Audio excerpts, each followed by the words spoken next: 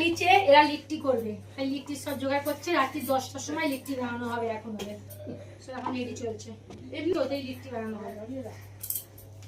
তো দেখো গাইস, এখানে আগুন জ্বলছে।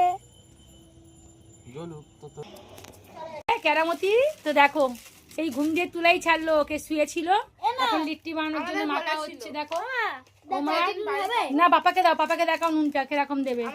তো গাইস আমাদের বলেছিল পেশা যেদিন বাড়ি থাকবে সেদিন বানিয়ে দেবে। পেশা জানে, কারণ পেশাদের দেশে হয়তো লিট্টি বানাতে জানে, আমরা তো জানি না।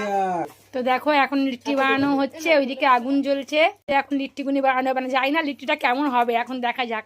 গাইস দেখো, এই যে এখানে লিট্টির পুর ভরছে, এই যে এখানে দেখো, এই যে, আর এই হচ্ছে লেচি কাটছে। এই যে দুটো হয়ে গেছে, এই দুটো সবে এক সাইজে করতে হয়। গাইস এই যে দেখো লিট্টি হচ্ছে, এই যে ওই যে দুটো দেখো, আর এখানে এই যে সবাই। এই কাঠগুলো ভাগ করে রেখেছো? হ্যাঁ, কাঠগুলো চীনা মন্দির রেখেছি। সেটা বলো না, বাইরে নিয়ে বেরিয়ে যাবো আমরা। তো বন্ধুরা দেখো, শেষমেশ লিট্টি বানানো এদের কমপ্লিট হলো। তো মাঠে বসে এই লিট্টিগুনি ভেঙে সবাই মিলে শেয়ার করে খাওয়া হচ্ছে এখন। তো লিট্টিগুনি আমি বলছিলাম যে আগুনের তাপটা খুব আছে, এরা কেউ আমার কথা শুনছিল না। তো এই লিট্টিগুনি প্রথমটা পুড়ে গেছে, তো দ্বিতীয়টা ওর পেশা ঠিক করে করছে পাখির বাবা।